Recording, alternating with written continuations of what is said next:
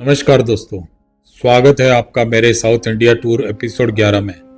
मैं हूं कृष्ण कुमार भोगल और आज हम जा रहे हैं भारत के दक्षिण में स्थित राज्य तमिलनाडु में, जहां आस्था, इतिहास और संस्कृति का महासागर है। जय अष्टलक्ष्मी, जय श्री वेंकटेशाय नमः, ओम नमः शिवाय।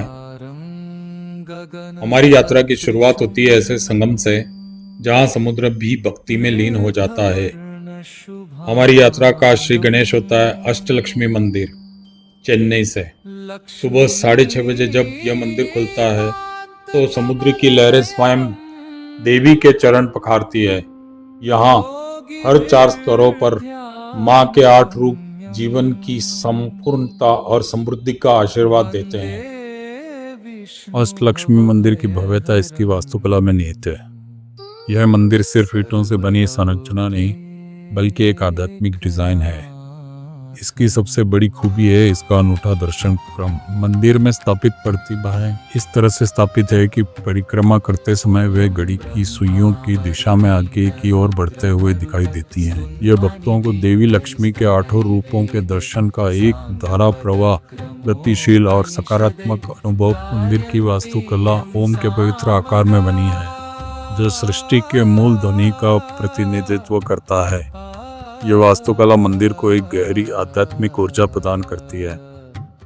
मुख्य प्रतिमा यहाँ संसार के पालनहार श्री हरि विष्णु और धन की देवी माता लक्ष्मी की एक अत्यंत सुंदर और मनमोहक प्रतिमा भी स्थापित है।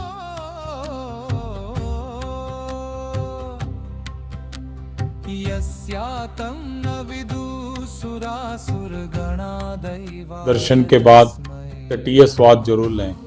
यहाँ के सुंदल की चटपटी मिठास इस यात्रा को एक स्थानीय रंग देती है।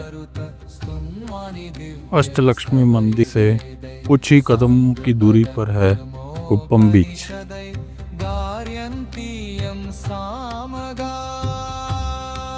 यहाँ कोई घंटा नहीं बजता, यहाँ कोई आरती नहीं होती, लेकिन यहाँ जीवन की असली प्रार्थना होती है। यहाँ सूर्योदय के साथ मछुआरे समुद्र से संघर्ष करते हैं। यह श्रम की इनकी भक्ति है जो हमें सिखाती है कि जीवन में आशा की डोर कभी नहीं टूटनी चाहिए।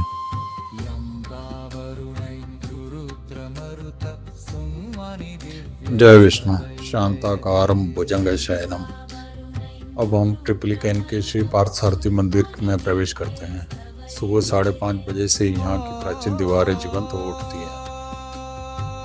यह वह युद्ध भूमि है जहाँ कृष्ण ने अर्जुन को जीवन का सबसे बड़ा पाठ सिखाया। उनके चेहरे पर मूछें और शरीर पर तीर के निशान, यह भगवान का वीर स्वरूप है।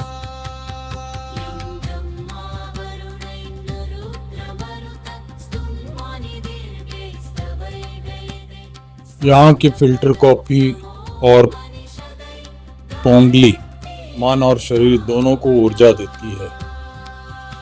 ओम नमः शिवाय। मालापुर का कपालेश्वर मंदिर 130 फीट ऊंचा, ये द्रविड़ शिखर सीधे आकाश से बातें करता है। सुबह 5:30 बजे जब मंदिर के कपाट खुलते हैं तो लगता है जैसे समय थम गया है। यहाँ माता पार्वती ने मोरनी के रूप में तपस्या की थी। इस मंदिर कुंड का शांत जल हमें भीतर की शांति ढूंढने के लिए प्रेरित करता है। मंदिर के बाहर अधिरासम और बोंडा का स्वाद यहाँ की संस्कृति को पूर्ण करता है।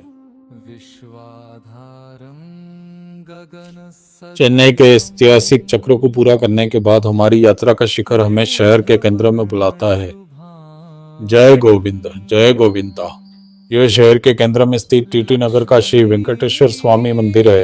यम ब्रह्मा वरुण इंद्रो रुद्र मरुत स्तुन्वानि दिव्ये स्तवै वेदे। यहाँ कोई लंबी पहाड़ियां नहीं, लेकिन यहाँ वही अखंड श्रद्धा है। लाखों लोग अपने कष्टों को समर्पित करने के लिए यहाँ आते हैं। इस भव्य मंदिर में हमें भगवान वेंकटेश्वर का अटूट आशीर्वाद मिलता है।